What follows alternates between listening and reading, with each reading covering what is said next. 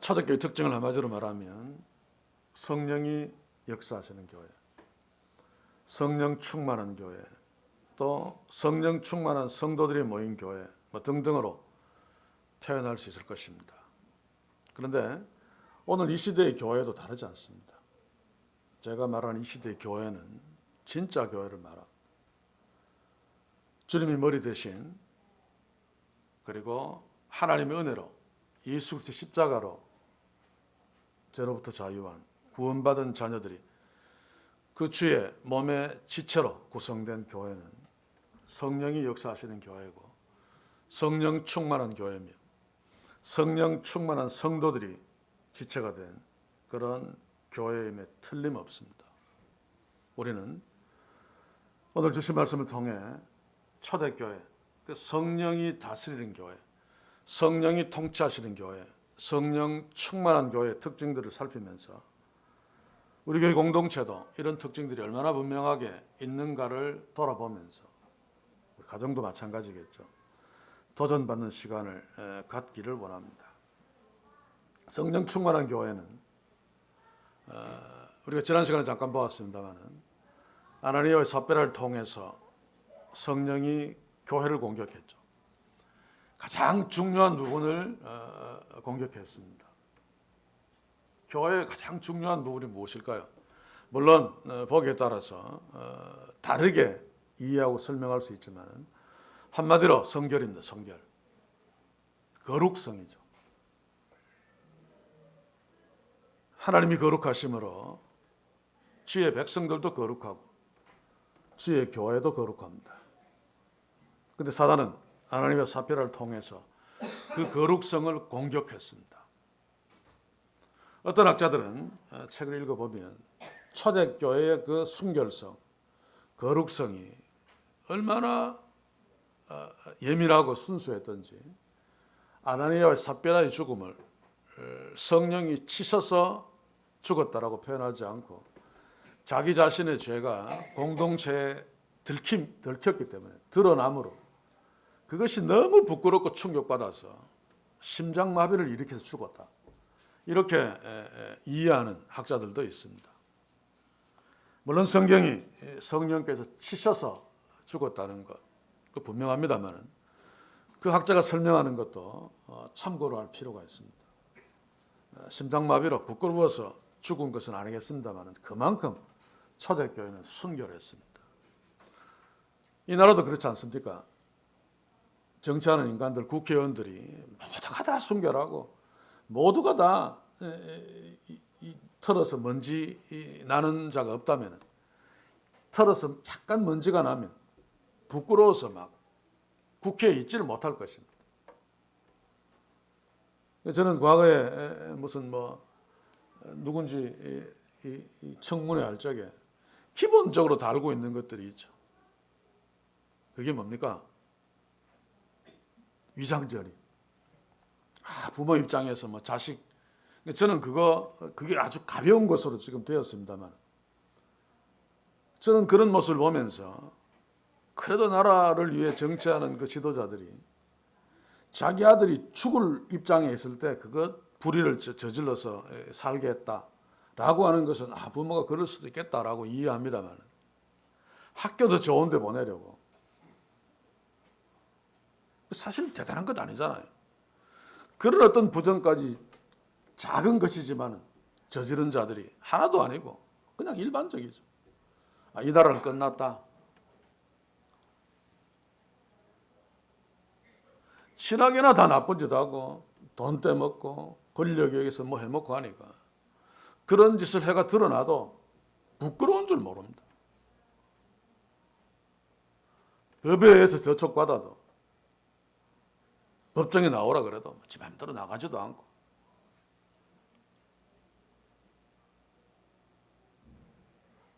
지금 교회도 비슷하죠.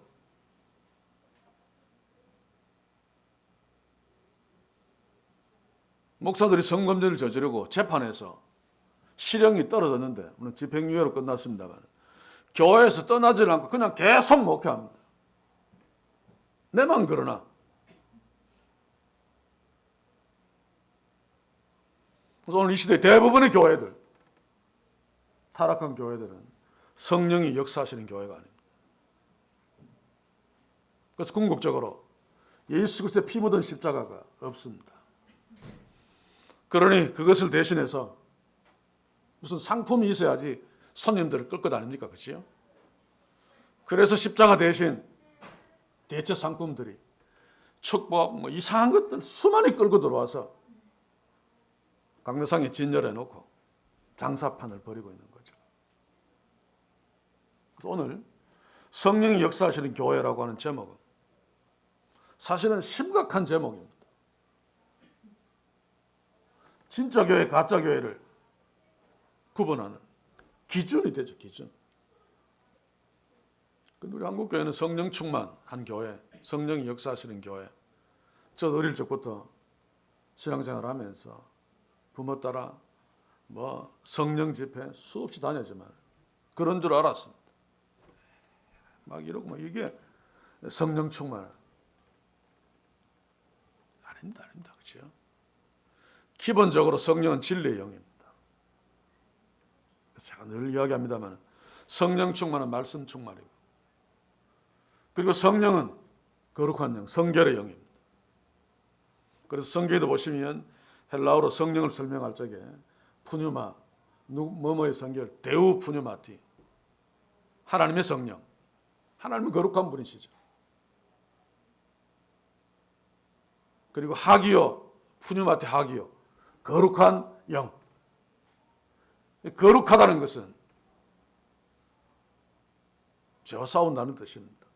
성령 하나님은 물론 죄를 모르치고 죄가 없습니다만 그 거룩한 영이 다스리는 교회는 죄와 싸우는 교회입니다. 헌금 많이 해서 큰 교회당 짓고 온갖 좋은 악기 갖다 놓고 폼 잡고 막 이게 아니고 죄와 싸우는 성도들이 모여있는, 그래서 아나니와 삽비라 같은 자가 바로 즉사할 만큼 거룩한 공동체, 이게 바로 성령이 역사하시는 교회의 특징들입니다. 오늘 본문을 통해서 바로 이 성령이 역사하시는 교회의 특징들을 살펴보기를 원합니다. 이전에 우리가 보았습니다마는 성령이 역사하시는 초대교회는 어떤 문제에 부딪혔을 때 일심으로 하나님께 엎드려 대주제 하나님께 기도했습니다. 그리고 유대교의 핍박으로 극단적인 어려움에 처했을 적에 물론 하나님이 명령하신 것은 아닙니다만, 그러나 지체들을 너무 사랑한 나머지 사랑이 넘쳐서 자기의 재산들을 다 내어놓는 유무상통의 모습으로 이웃들을 예수님이 명령하신 내 몸과 같이 사랑하라 라고 하는 것을 몸소 실천했습니다. 사랑은 섬기고 희생하지 않고는 불가능하죠. 성령 충만한 교회의 모습입니다. 그리고 성령 충만한 교회는 죄를 이깁니다.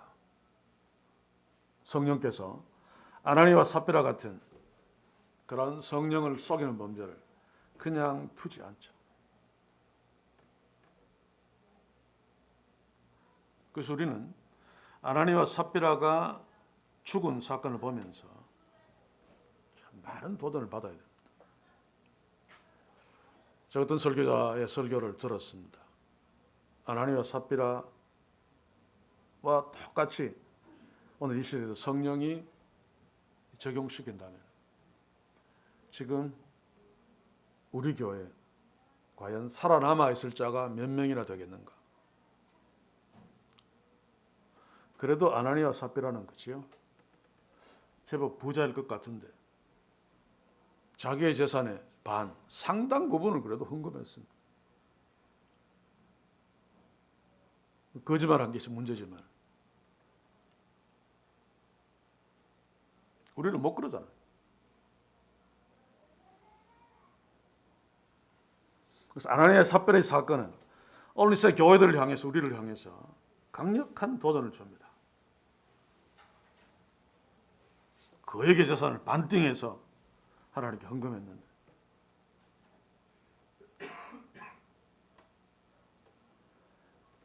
여기까지가 우리가 지난 시간에 본 내용들이죠. 성령이 다스리는 초대교회의 모습. 우리 교회 공동체도 바로 이런 성령이 다스리는 증거가 있는, 기도하고 사랑이 넘치는, 그리고 아나니아와 삽비라 같은 자들이 발붙이지 못한, 거룩함을 추구하는, 죄와 싸우는 그런 성령 충만한 교회이기를 주의 이름으로 간절히 소원합니다. 기도한다는 것은 하나님을 의식한다는 뜻입니다. 기도한다는 것은 내 인생의 중심이 내가 아니라는 뜻입니다. 물론 이기적인 기도를 많이 하기는 합니다만 무게중심을 하나님께로 옮기는 것이 기도죠. 이게 지혜로운 기도입니다. 나의 모든 문제를, 나의 모든 상황을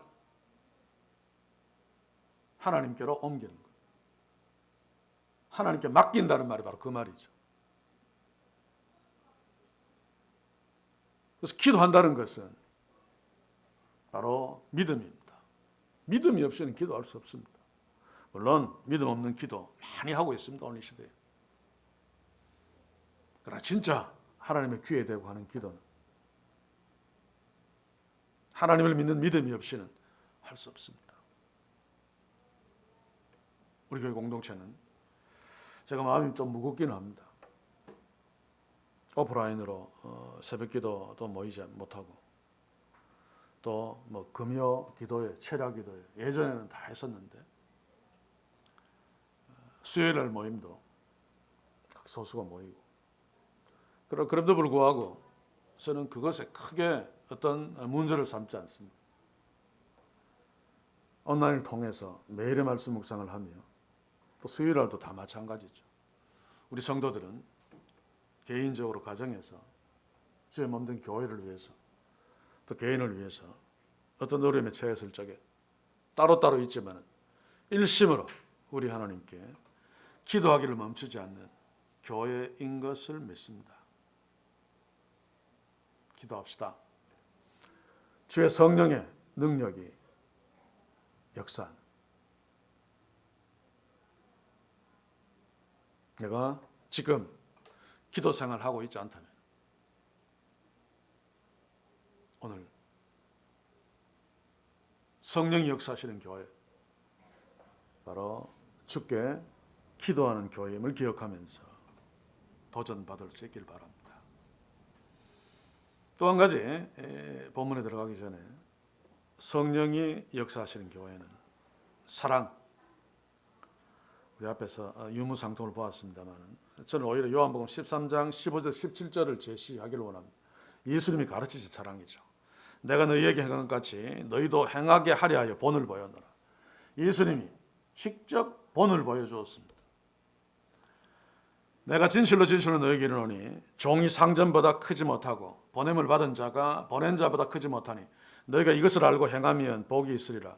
이게 무엇을 말합니까? 예수님이 제자들의 발을 씻긴 후에 하신 말씀입니다. 예수님이 발을 씻긴 타이밍이 언제입니까? 제자들이 서로 누가 크냐라고 하면서 서로 잘났다고 폼 잡고 서로 막 논쟁하고 그렇게 할 때입니다. 누가 크냐라고 질문하면서 서로 크기를 비교한 것은 무엇입니까? 성김 받겠다는 거죠. 네가 내 발 씻겨라, 그거죠. 그런데 예수님은 선생님에도 불구하고 제자들의 발을 씻겼습니다. 이것은 당시의 문화로 볼 적에는 파격적이라기보다는 불가능한 일입니다. 왜냐하면 노예도 종도 주인의 발을 씻기지 않습니다. 발은 자기가 씻어야 됩니다. 외국인 종은 씻게 만듭니다만, 그리고 손님들이 집에 오면 발 씻을 물은 내주죠. 그게 또 주인이 밖에로 또 오면 주인들이 물을 가지고 와서 내줍니다만, 그런데 하늘 같은 선생이 제자의 발을 씻겼다. 상상할 수 없는 일인데 그렇게 하고 너희도 행하게 하려 하여 보십시오.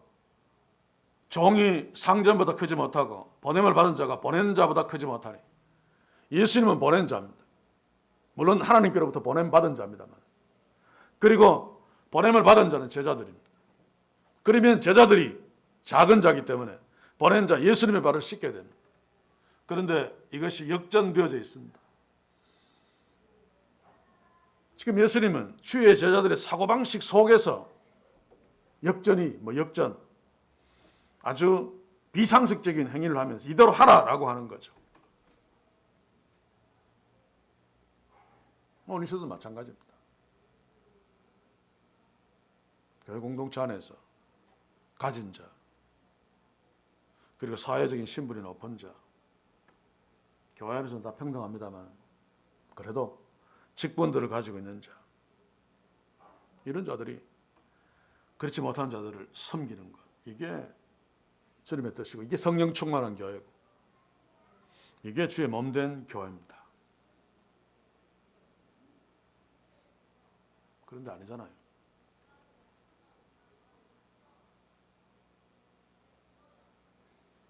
장로들이 섬깁니까 정말로?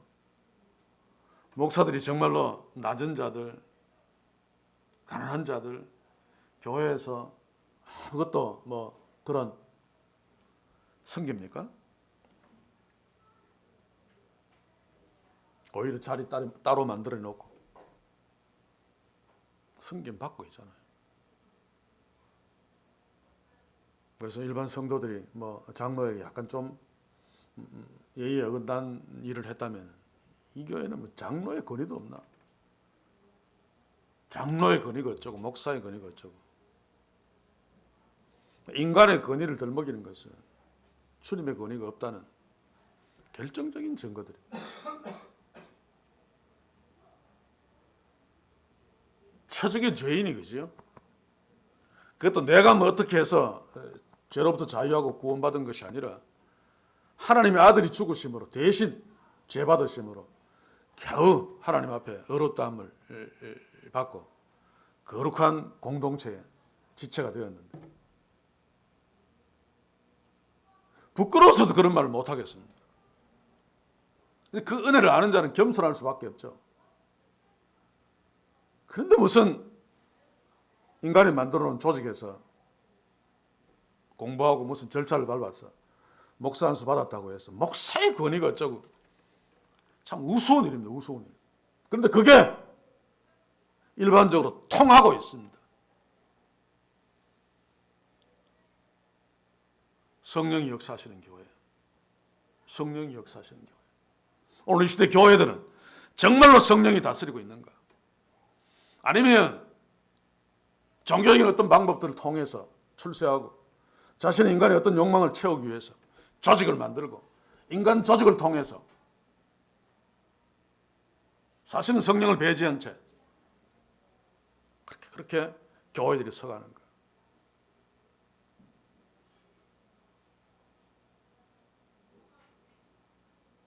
외국, 미국이나 유럽이나 한국이나 능력 있는 목사는 말씀 충만한 목사가 아니고 행정 충만한,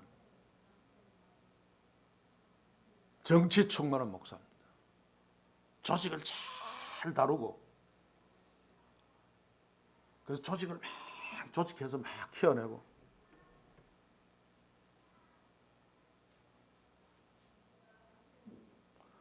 성경 말씀은 그것을 합리화시키는 들러리에 불과한. 그런데 우리들은 하나님의 시각이 없기 때문에 성경을 바탕으로 해석할 줄 모르기 때문에 그런 교회들을 대단한 교회다라고 생각하죠.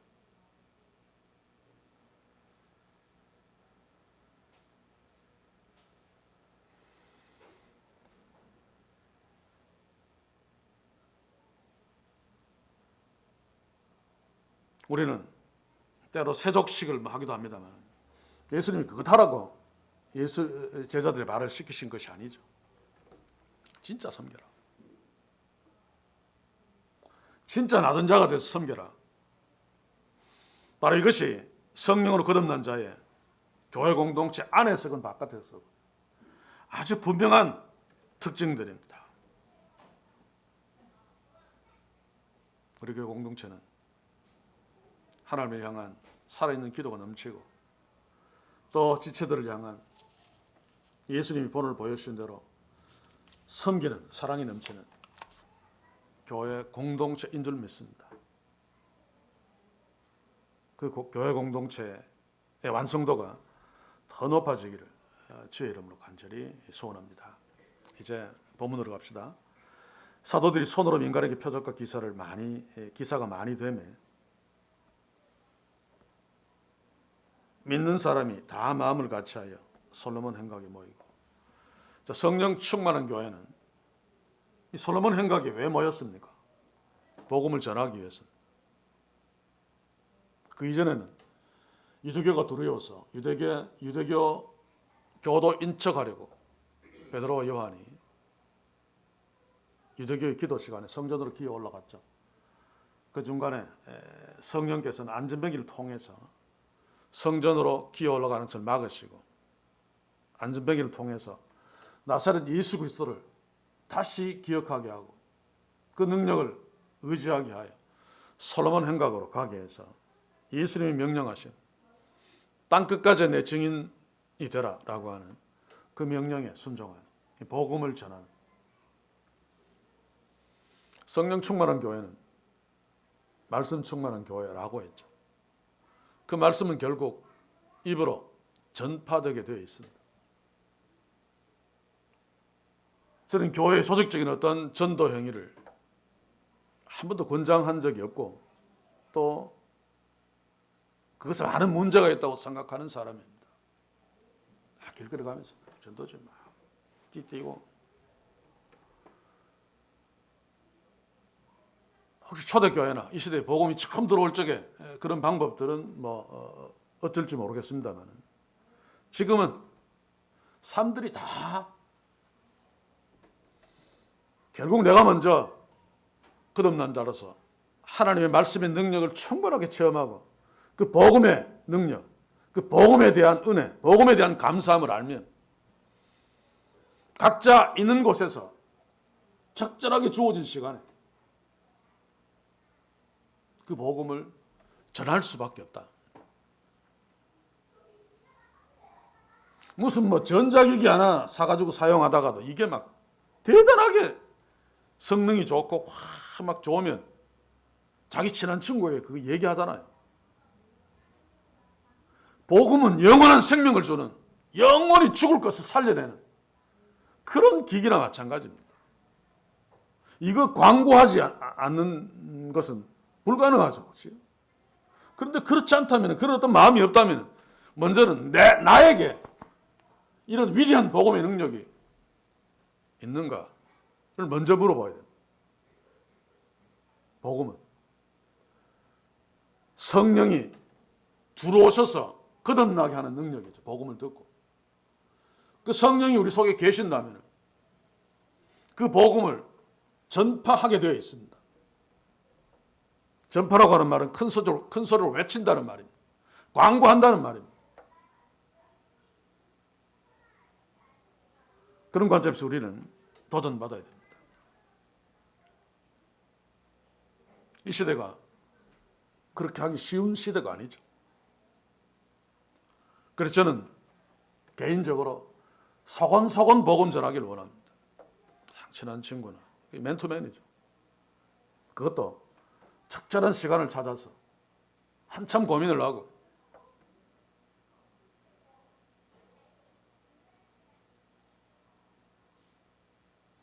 그래서 물어봅시다. 나는 복음을 전하기 위해서 솔로몬 행각에 모인 적이 있는가?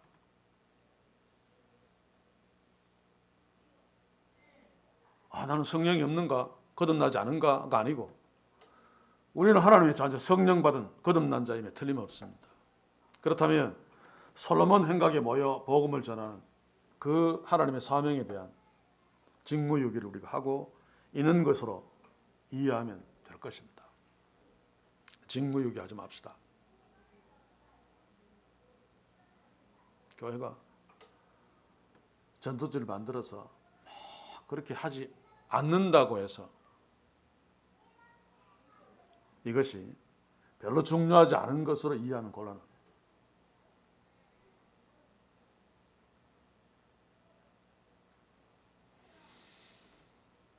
저는 이런 제안을 합니다. 매일은 고사하고 1년에 한 번만 하나님을 알지 못하는 나와 관계를 맺고 있는 가까운 사람에게 작정하고 1년에 딱 한 번 복음을 전하는 그런 어떤 결단과 그런 어떤 행동이 있으면 좋겠습니다.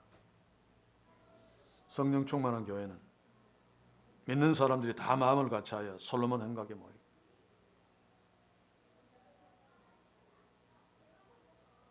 이런 성령 충만한 역사가 우리 교회 공동체에 각자마다 가정마다 또 교회 공동체적으로 충만하기를 주의 이름으로 간절히 소원합니다. 여기서 마음을 다하여 모이기를 힘쓰고라고 하는 것은 예배하려고 모인 것은 아닙니다만 앞에서 보시면 성령 충만한 교회 가정에 모여서 떡을 떼며 성령 충만한 교회 또 하나의 특징은 모여서 흩어져서 복음을 전하는 특징도 있지만 모여서 하나님을 예배하는 중요한 특징을 갖고 있습니다. 이게 사실은 본질이죠. 흩어져서 복음을 전하는 이유도 하나님이 예정한 자들을 거듭나게 해서 모여서 하나님께 예배하게 하는 그 목적입니다. 그래서 히브리서에 보시면 모이기를 피하는 어떤 사람들의 습관과 같이 하지 말고 오직 권하여 그날이 가까움을 볼수록 더욱 그리하자.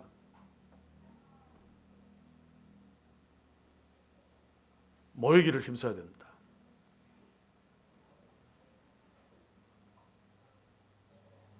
성령이 역사하시는 교회는 모이기를 힘쓰는 교회입니다. 말세의 특징이 뭡니까? 교회가 모이지 않습니다. 바쁘기 때문에. 그래서 인간의 방법들을 쓰죠. 특세, 일천번제, 또 다른 어떤 것들을 타이틀을 크게 내세워서 특별하게 모이자. 기도를 얼마나 안 했으면 다니엘 기도에 무슨 요나 기도에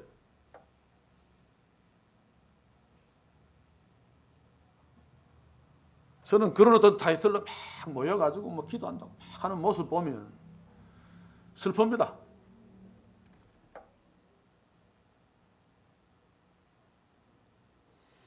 저런 어떤 프로그램을 갖지 않으면 기도하지 않는가? 그렇다면 저런 프로그램으로 막 의도적으로 하는 기도가 무슨 의미가 있는가?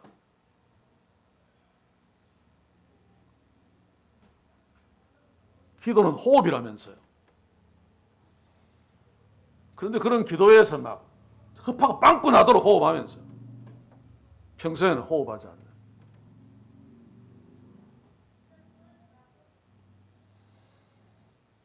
이 시대 교회 공동체에 무슨 특징적인 행사 이런 것들이 타이틀 이런 것들이 많다는 것은 성령이 역사하지 않는다는 증거입니다. 그래서 인위적으로라도 그렇게 해서 뭔가를 돌리려고 하는. 저는 이번 10월 27일 날 서울에서 전국 교회들이 다 모이는, 물론 겉보기 타이틀은 있습니다. 성차별 그거 반대 있습니다만, 저는 한국 교회가 정말로 죽었다는 증거를 확실하게 보여주는 모임이고 운동이라고 생각합니다. 성경 어디에도 보십시오. 예수님이 세상과 싸울 적 이런 방식을 썼는가? 지금 계속해서 저한테 또 카톡 오면서 막 설명하는 게 힘을 보여줘야 된다. 세상에. 이번에 모여서 십자가 하나 세워놓고 누가 알아 그 위에서 십자가에 달려 뒤지는 일이 일어나도 안 되죠. 이게 아닌데 이거는 사탄의 방법입니다. 세속적인 방법입니다. 힘으로 모임으로 숫자 우위를 점해서 그러면 순교할 필요 없죠. 수백만 명이 모여서 힘을 과시하고 상대방이 기팍 죽어버리면 순교할 필요 없습니다. 고난받을 필요 없습니다. 좁은 문 좁은 길 갈 필요 없습니다. 그래서 이렇게 제가 고함 지르는 것은 바로 이런 어떤 흐름, 이런 어떤 생각들, 사고방식이 나도 모르게 우리에게도 물들어 있단 말입니다.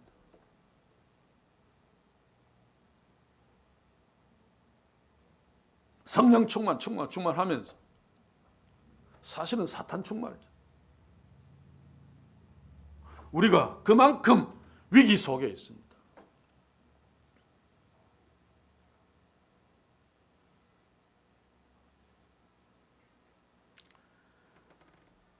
마지막 때일수록 주의 성령 충만한 능력으로 교회 공동체마다 다 지교회죠. 모이기를 힘쓰는 초대교회도 마찬가지입니다. 갈라디아에 교회가 하나밖에 없었겠습니까? 다 가정교회들이죠. 여러 흩어져 있지만 갈라디아 지역에 있는 교회들 그렇게 흩어져서 예배드려도 하나님은 하나로 봤습니다. 그렇죠?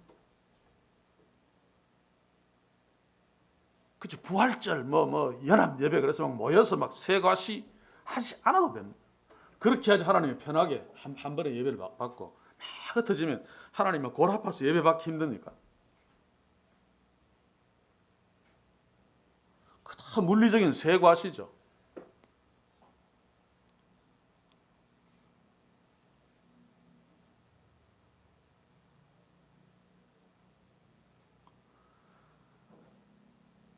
우리 교회 공동체는 이런 인위적인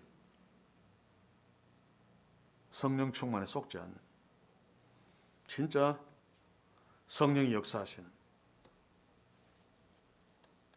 초대교회의 순수한 모습으로 성령 충만한 모습으로 매일매일을 사는 우리 모두 되기를 소원합니다. 그리고 13절을 한번 봅시다. 좀 슬픈 이야기일 수 있는데 그 나머지는 감히 그들과 상종하는 사람이 없으나 백성이 칭송하더라. 자, 예수 공동체의 지체들은 소수입니다만 솔로몬 행각에 모이고 복음을 전하고 막 그런데 그 나머지는 예루살렘에 있는 그 나머지는 유대교 또 드리겠죠. 예수 공동체와 상종하지 않습니다. 그러나 백성들이 칭송하더라. 백성들의 그걸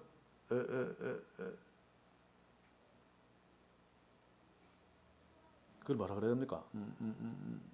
이미지는 좋다라고 하는 것입니다.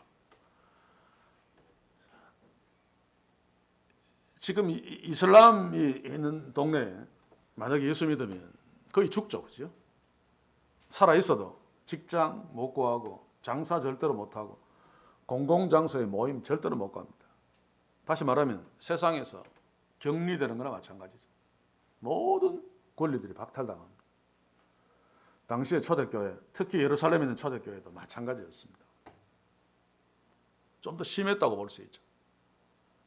그런 가운데 3,000명, 5,000명이 회개하고 세례받고 예수 믿었다는 것, 그 놀라운 일이 아닐 수 없는데 그래서 유대 당국이 당황할 수밖에 없었죠.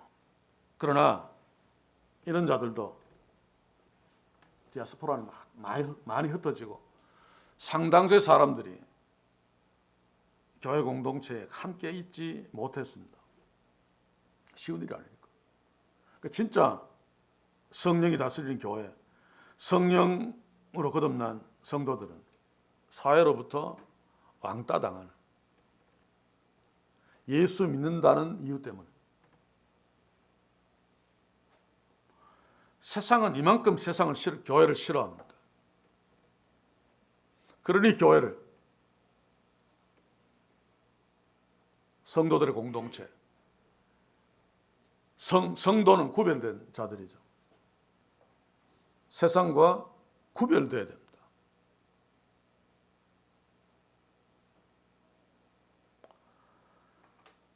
성령 충만한 교회는 세상과 뚜렷이 구별됩니다.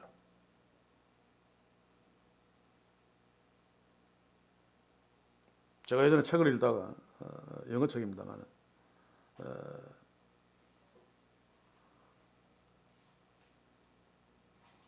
충격을 받은 월드 인 처치, 그 다음에 처치 인 월드. 교회는 인 월드, 월드 세상 안에 있어야 되는데 지금 교회는 처치, 월드 인 처치, 교회 안에 세상이 들어와 있다.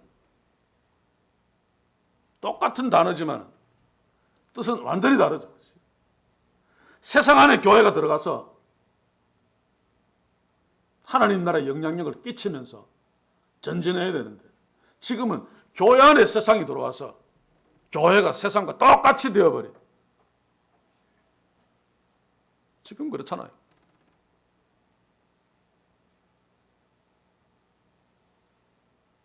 여러분 총회에서 하는 거 보면 국회에서 싸우는 거 하는 거 똑같습니다. 어떨 때는 좀 더 심합니다. 거짓말이 난무하고 봉투가 난무하고, 다시 말해서 새 좀 있고 사람 좀 다른 사람 많고 목소리 큰 놈이 이깁니다.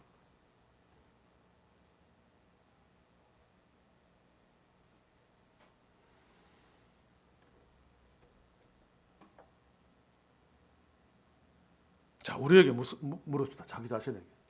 우리는 세상과 얼마나 다른가?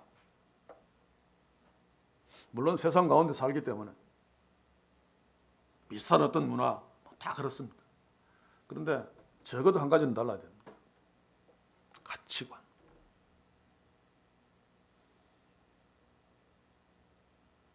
다르게 표현하면 하나님이 주인 되는, 눈에 보이지 않는 하나님 나라를 보고 있는, 이 다른 가치관 때문에 좁은 문 좁은 길로 들어갑니다. 그게 아니라면 세상 천지에 가장 등신이 예수 믿는 사람들이죠. 그 넓은 길 내놓고 그 편하고 좋은 길 내놓고 좁은 길 좁은 문은 뭐 안 돼갑니까? 바울, 스데반 다 등신들입니다. 그 막강한 세력 조금만 동조하면 거기서 주는 여러 가지 혜택들을 받으면서 바울 정도 되면 유대교 안에 그냥 있었으면 떵떵거리고 살았겠죠.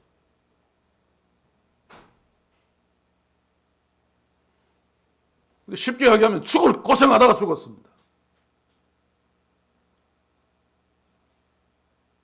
오늘 시대는 어떻습니까? 세상적으로 잘 살면 축복받았다, 성공했다. 목사들도 세상적으로 잘 되면 목회 성공했다. 성경이 말하고 있는 하나님 나라, 하나님의 통치와 정반대되면 정반대됩니다. 저도 막 머리가 아픕니다. 때로는 혼란스럽습니다. 어떤 때는 내가 잘못하고 있는가, 내가 바보짓을 하고 있는 것이 아닌가, 그런 어떤 갈등은 지금도 마찬가지입니다.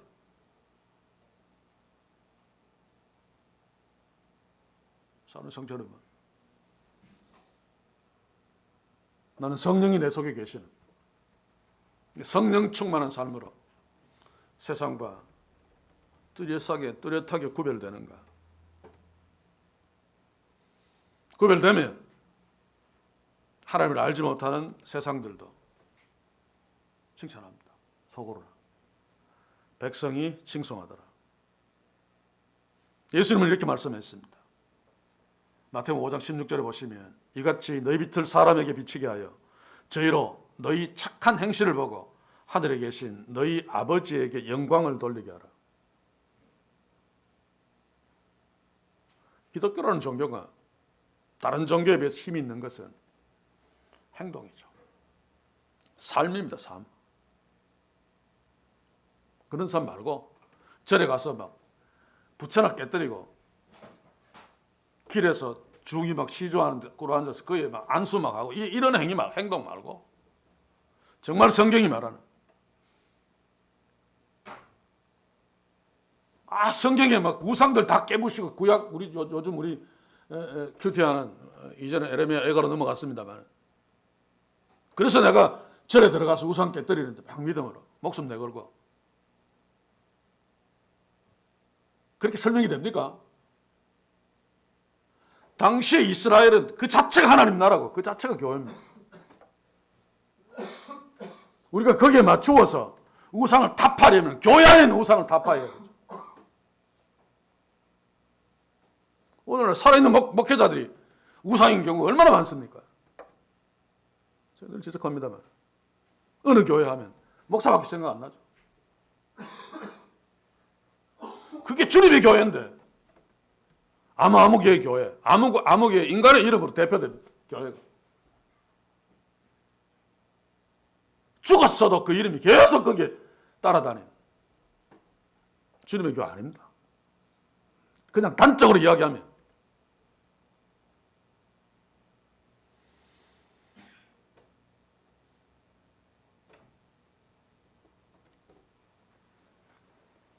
오늘 시대 교회는 백성들이 칭송하는 교회.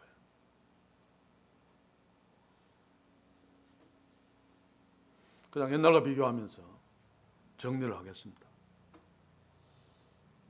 제 어릴 적에는 통행금지라는 게 있었습니다.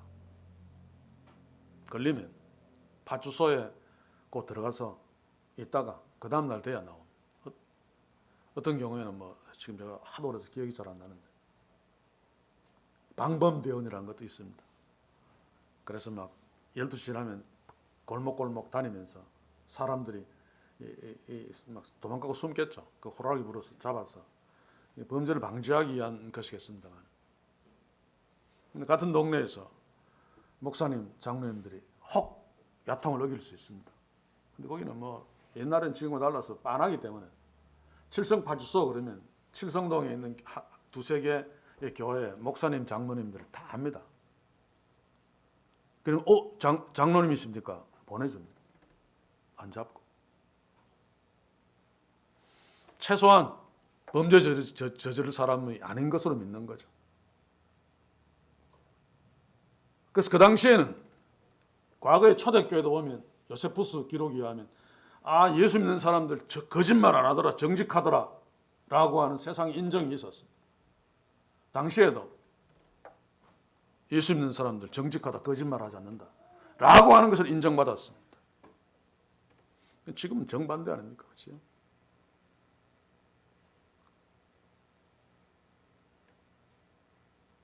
이게 무엇을 말합니까? 가짜 교회들이 너무 많다는 것입니다. 가짜 성도들이 너무 많다는 것입니다. 쭉쭉이들이 너무 많다는 것입니다.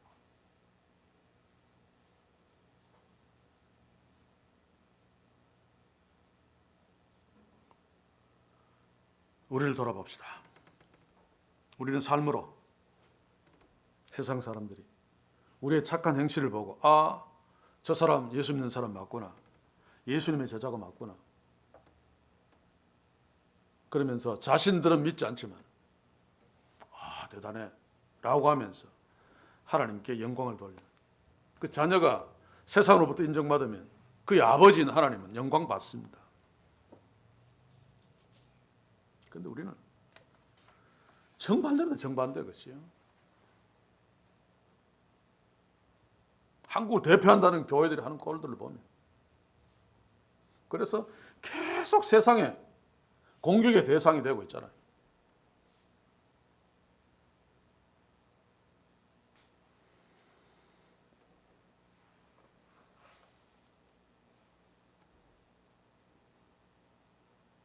자, 이제 마지막으로 14절을 보면서 말씀을 정리하도록 합니다. 믿고 죽게 나오는 자가 더 많으니 남녀의 큰 무리더라. 복음을 전파하는 것으로 연결시키고 이제 신학적으로 심지어 병든 사람을 메고 거리에 나가 그림자 덮일까 바라고 예루살렘 거듭 서구에 허다한 사람들 모여 병든 사람과 더러운 귀신에 괴로움 받는 사람을 데리고 와서 다 나음을 얻으리라. 자, 이 부분 성령 충만한 교회는 귀신들이 막 쫓겨가고 그림자만 막 덮여도 막 낫고 송기철 같은 자가 있어야 성령 충만한 교회입니까? 아닙니다. 그렇죠? 여기에서 그림자라도 덮임을 받을까 바라고라고 하는 것도 그 시대의 민간 신앙입니다. 그래서 나았다는 기록이 없죠. 그냥 16절에 일반적으로 더러운 귀신에게 괴로움을 받는 사람들 데리고 와서 다 나음을 얻으리라. 예수의 이름으로 아마 기도했을 것입니다. 그런데 중요한 것은 예수님 당시에 예수님은 하나님이십니다. 파송받은 사도들은 예수님의 직계제자들, 사도들입니다. 여기에서 병 고친 베드로 사도, 바울 사도, 죽은 자를 살린. 이때는 특별한 시기입니다. 특별한 시기. 사도는 하나님의 권세, 예수님의 권세를 그대로 물려받은 자들입니다. 그대로 행할 수 있는 자들입니다. 그래서 성경을 기록했죠. 오늘 이 시대에 사도가 없습니다. 그래서 이런 것들을 합리화시키려고 신사도주의가 바로 그 이야기입니다. 지금도 사도가 있다. 자기들끼리 막 안수 막 주고 사도 막 만들고. 그래서 이런 기적들이 일어난다는 것입니다. 그렇지 않습니다.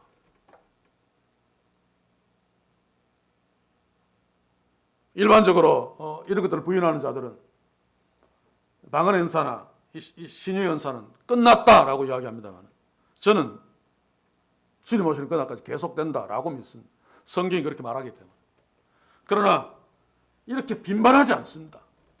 끝났다라고 말해도 괜찮을 만큼 굉장히 드뭅니다.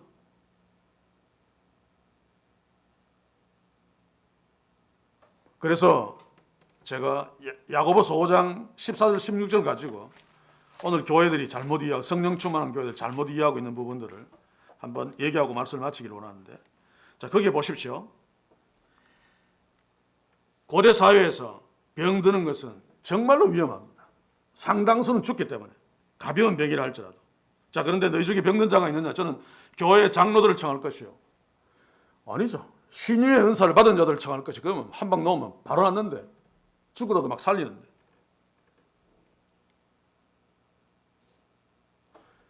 이 야고보서를 쓴 이 시대는 사도들이 있는 시대 바로 직후입니다. 직후, 그죠?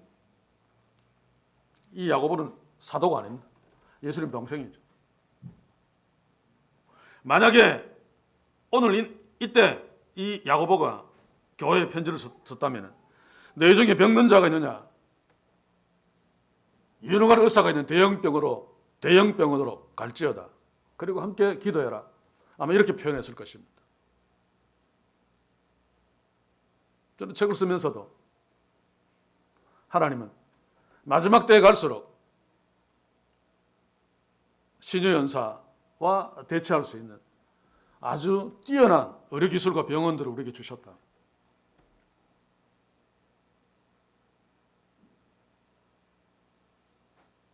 여러분, 할렐루야 기도원에서 암 낫는다고 막 나았다 하는 사람들, 그 확인한 바에 의해서 다 죽었습니다. 그리고 지금 대형 병원 이런 데서는 암 생존율이 전 세계에서 최고죠.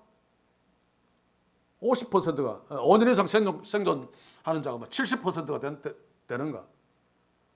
그러면 그게 인간의 능력입니까? 기도하는 것만 하나님의 능력이고,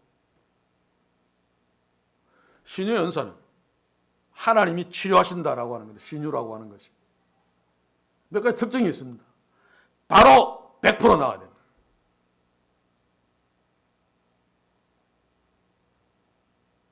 그래서 신유 연사를 갖고 있다는 조화목이나 이런 사람들 부흥회하면서 절대로 개인적으로 기도하지 않습니다. 저 아픈데 손 올리십시오. 계속 막 기도하고. 그러면 나았다는 사람들 막 손 듭니다. 정말로 성령이 역사하시면 100% 나아야 되고 완전하게 나아야 됩니다. 근데 그렇지 않잖아요. 믿음이 없어서 안 나았다. 그러면 나사로는 어떻게 살았습니까? 믿음도 없는데 죽은 자가. 믿음이 없어서 재발되었다.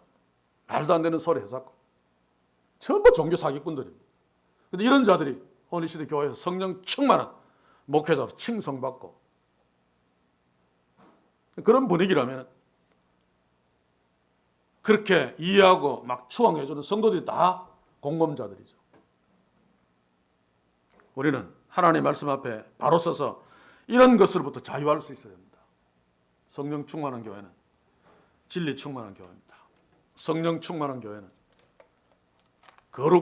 거룩한 영의 역사로 죄와 싸워서 이기는 교회입니다. 성령 충만한 교회는 이때에는 성령이 병 낫는 치료하는 역사를 베푸는 능력의 교회입니다만 오늘 이 시대에도 성령은 동일한 능력으로 역사하십니다. 우리에게 병이 있다면 발달된 치료를 통해서 또는 경우에 따라서는 직접적으로 역사하셔서 병을 낫게 하시고 다른 어떤 것들도 다 성령이 역사하시고 간섭하셔서 이루어지는 것들이죠.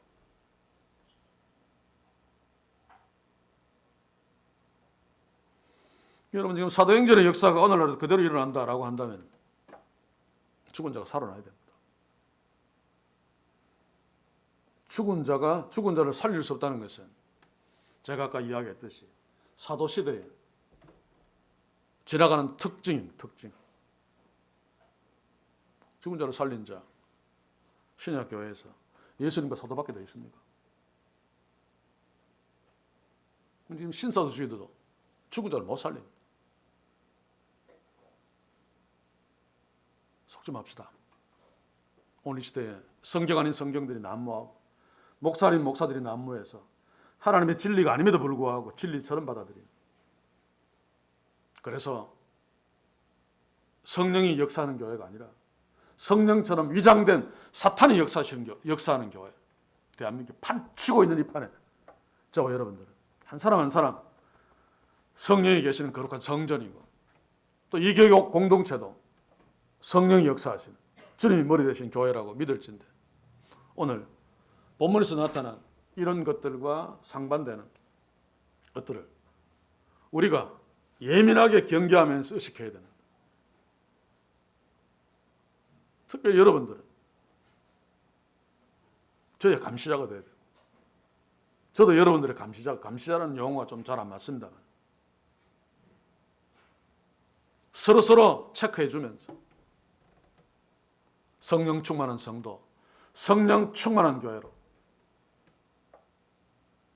하나님이 축복하시는, 그래야지 주님 오시는 그날까지 우리가 신랑을 기다리는 순결한 신부로 흔들리지 아니하고 나아갈 수 있습니다.